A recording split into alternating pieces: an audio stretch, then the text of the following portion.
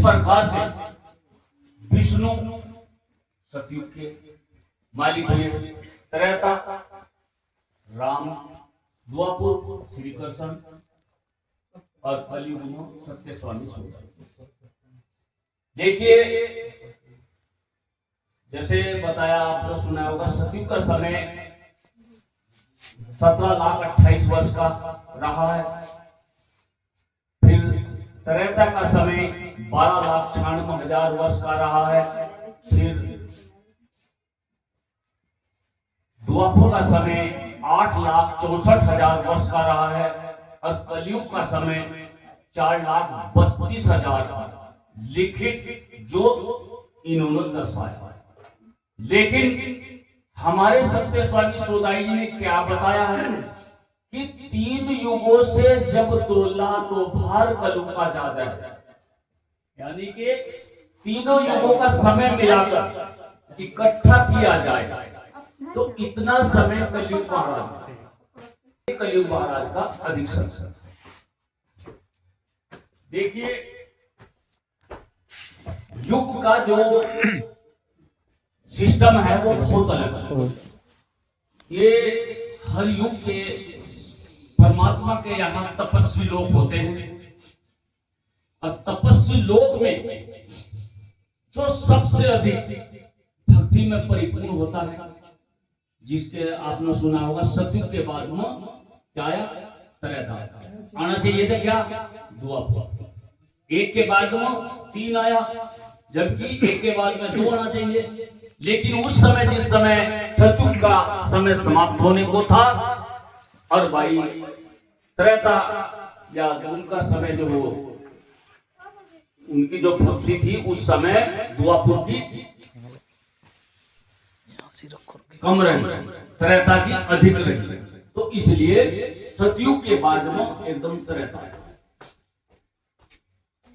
ये जो तपस्वी लोग में सबसे अधिक भक्ति होती है, समय का पैगंबर के लिए उसको ही सृष्टि इस दुनिया में भेजा जाता है। 101 संत होते हैं, जो पूर्ण संतों में टॉपर भक्ति होती है तो उसे भगवान का दर्जा दिया जाता है। संतों में से ही भगवान बनता है, ठीक, संतों में से भगवान बनता है।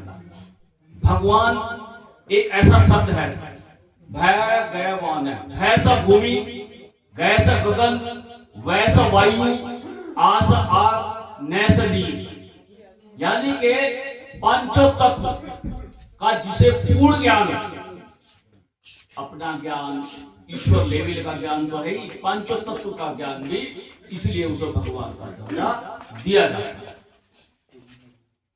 है। एक सबसे अच्छी बात यह कि पूजा का तरीका एक नया है। कैसा नया है? जैसे भाई साहब ने बताया, दीप प्रक्रिया, दीप प्रक्रिया पूजा पद्धति, लेकिन जो भक्ति का सिस्टम है वो सब अलग। कैसा है? एक कहावत है, ध्यान मूलम गुरु मूर्ति, पूजा मूलम गुरु पदम, मंत्र मूलम गुरु वाक्यम, मोक्ष मूलम गुरु कर्म। हमारा जो ध्यान हो, जो भी जिसका गुरु हो, उसकी आकृति, उसका एक्स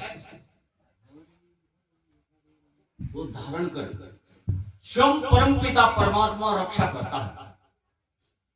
ये बाहरी गुरु केवल हमें उस मंजिल तक पहुंचाता है जिस प्रकार से एक अगर हम नल का गाड़ दिया जाता है, उसमें बाहरी पानी 1 बाल्टी 2 बाल्टी उसमें डाला जाता है, और जब डालने के बाद में हमारा परिश्रम होता है, उसमें कुछ मेहनत होती है, और मेहनत और परिश्रम के बाद में बाहर का पानी अंदर के पानी का संपर्क हो जाता है, और जब संपर्क हो जाता है तो पानी अनंत हो जाता है।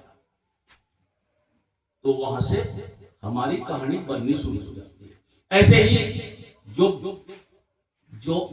फिलहाल जो आधार गुरु है, वो केवल उस सबका मेन गुरु, जो मेन पावर, जो सृष्टि का ज्ञाता है, वो स्वयं परमपिता परमात्मा है।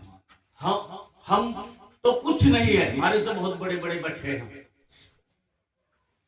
लेकिन केवल आधार है। हमें उसे जानना है, ध्यान करना है। सबसे मूल है ध्यान, और ध्यान में मन सबसे मूल है। मन को कंट्रोल करना। मन कह रहा भगा ले चाहे तू जितना, तुझे आसमां से मिला दूंगा, जरा नजर भी चूक गई तो खाक में मिला दूंगा। तो मन अगर थोड़ा डिसमिस हो जाने तो आदमी को गड़बड़ा तो दे। लेकिन हम जो सारा त्याग करते हैं, किसके लिए करते हैं? क्या उसी के लिए करते हैं कि हमारा जितने भी मंत्र हो या वगैरह, ये सब उसी के लिए करते हैं ये। और जिस समय आप इंसान ध्यान करता है, सारे मंत्र लॉक कर दिया जाता है, सब बंद हो जाता है। जब तक हमारे मन के अंदर भावना आती रहेगी तो हमारा मन, हमारा ध्यान लग ही नहीं सकता। हमारे मन के अंदर जब तक हम सुमरण करेंगे, तब तक तंग जो हो हमें रुकावट पैदा करेगी। और जब सब उसके लिए दुनिया भर के हमारे शरीर में नाड़ियां हैं, जिनके उसे कंट्रोल करके काम किया जाता है, तो ध्यान जब हमारी भावना जीरो हो जाती है, शून्य में पहुंच जाते हैं, तब हमारी बात बढ़नी शुरू होती है। तब से हमारी बात बढ़नी शुरू होती है। तो ये हम सबको जानना, सबसे मूल चीज है त्याग। त्याग बिना न तर्पत, ज्ञान बिना न विवेक। जब तक हम त्याग नहीं करेंगे, हमारा विवेक या हमारी बुद्धि जागृत नहीं होगी। और बुद्धि जागृत होगी तो सब का निर्णय, हमारे जो सिस्टम का निर्णय जो हो, बुद्धि होती है। जिसे बहुत ओम बोलते हैं, यहां तीसरे नेत्र को ओम बोलते हैं।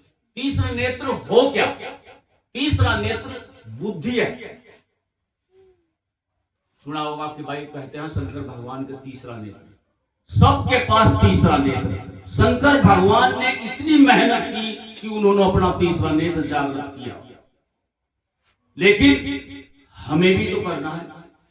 अगर हम खाली शंकर की पूजा करेंगे, बस खाली उस आधार को समझ लेंगे, हमें भी तीसरा नेत्र पर मेहनत करनी पड़ेगी। उस पर जो भी गुरु प्रक्रिया बताता है, उस पर मेहनत करनी पड़ेगी, त्याग करना पड़ेगा। तो आपको प्रकाश यही शुरू हो जाए। बुद्धि का प्रकाश होना, उसे ओम का दर्जा दिया गया है, वो बुद्धि का प्रकाश। और यही सही कहानी का मतलब यहां से बढ़नी शुरू हो जाए। और ये भी सत्य है कि ध्यान सबसे उत्तम पूजा है। हमारा जो कल्याण, स्पेशल जो कल्याण होगा, वो ध्यान से ही होगा। जब तक हमारी ये जीवात्मा उस परमात्मा से, यो मूल से, केंद्र से नहीं संपर्क करेंगे, तब तक बात नहीं बढ़ेगी। और जब एक बार संपर्क हो जाए, जैसे कि हम ध्यान कर रहे हैं कि मैं ध्यान कर रहा, मुझे पता कि मैं शरीर हूं, मैं ध्यान कर रहा, किसका? माला फेर चुक भया, फिरा न मन का फेर, और कर का मन का डारी दे। मन का फेर तुमने देखा होगा, दिक्कत कुछ मेटाडोर में या कहीं इधर उधर जाओ तो कुछ लोग माला रखा, उसे जाप करते रहो। माला एक मंत्र पढ़ो या कलमा पढ़ो, जो भी करता होगा, तो हमारा जब ध्यान माला पर होगा तो कामयाबी नहीं मिलेगी। और कामयाबी मिलेगी, संत बता रहे, कबीर बता रहे और संत बता रहे कि ध्यान हमारा कहे होना चाहिए, श्वास पर ध्यान होना चाहिए। असली चीज है श्वास। ये बताओ कि शरीर आदमी जिस समय पर्दा कर जाता, शरीर छोड़ जाता, तो ये क्या निकल कर जाता? श्वास। जीवात्मा बोल रहे जिसे, जो शरीर ही रह जाता है, जैसे बोलते हैं ये शरीर हमारा क्या है, जड़, और हमारी जीवात्मा क्या है, चेतन। जड़ चेतन दो मूल आधार जगत में, चेतन आधारा रे, और जिसने दिल से पूजा भव सागर पारा रे।